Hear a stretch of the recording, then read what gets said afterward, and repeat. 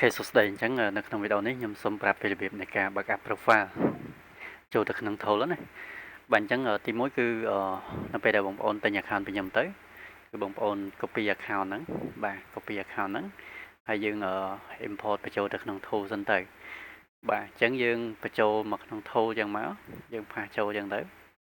បាទហើយយើងចុច check live ឡើងនេះដើម្បីបញ្ជាក់ថា account ហ្នឹងវានៅ live ទាំងអស់អញ្ចឹងណាបាទយើងធ្វើការselect add បាទអញ្ចឹងអានេះខ្ញុំភ្លេចបង្កើតfile បាទអញ្ចឹងខ្ញុំបង្កើត file មួយមកលើមកថាបងប្អូនទិញពីខ្ញុំបាន100 account អញ្ចឹងយើងបង្កើតដាក់ file 100 account មក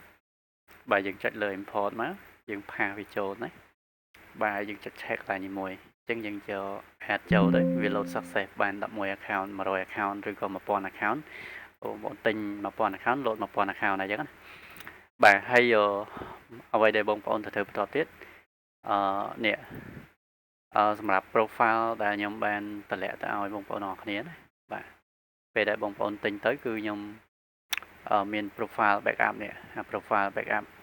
តម្លាក់ឲ្យបងប្អូនណានេះខ្ញុំតម្លាក់ file save អញ្ចឹងពេលដែលបងទិញទៅយើង extract វាសិនទៅបាទ download ហើយយើងមកស្ដាំលើវាយើងយក extract មកនេះ extract to profile នេះមកនេះបាទអញ្ចឹង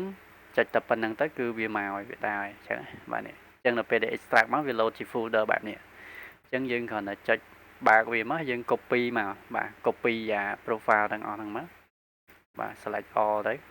បាទនេះយើងអត់ប្រើទេយើងលុបចោលណាបាទនេះអានេះយើងលុបចោលទៅនេះលុបចោលចាំមកអញ្ចឹងយើង copy profile អញ្ចឹងមិញដោយសារតែយើង copy ទាំងអស់ណាបាទ copy ទាំងអស់ហ្នឹងបាទ copy ហើយយើងចូលទៅកន្លែង folder tool អញ្ចឹង tool យើងនៅណាអញ្ចឹងដើម្បីឲ្យច្បាស់ថា tool យើងនៅណាងាយស្រួលរកយើងចុចមកស្ដាំលើវាមកបាទហើយយើងចុចមកស្ដាំលើវាមកតង់ទៀតយើងយកពាក្យថា property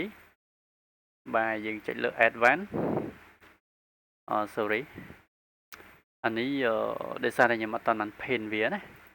បាទអញ្ចឹងយើង pin វាសិនហើយចុចមកស្ដាំលើវាមកយើងយក pin បាទហើយបានយើងចុចមកស្ដាំលើវាមកតង់ទៀតបាទយើងយកមកស្ដាំលើវាមកតង់ទៀតមកយក property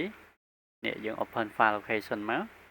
អញ្ចឹងយើង scroll ឡើងមកលើយើងយកprofile មកអញ្ចឹងណានេះយើងមកផាសនៅក្នុង profile នេះយើងផាសវាចូលមក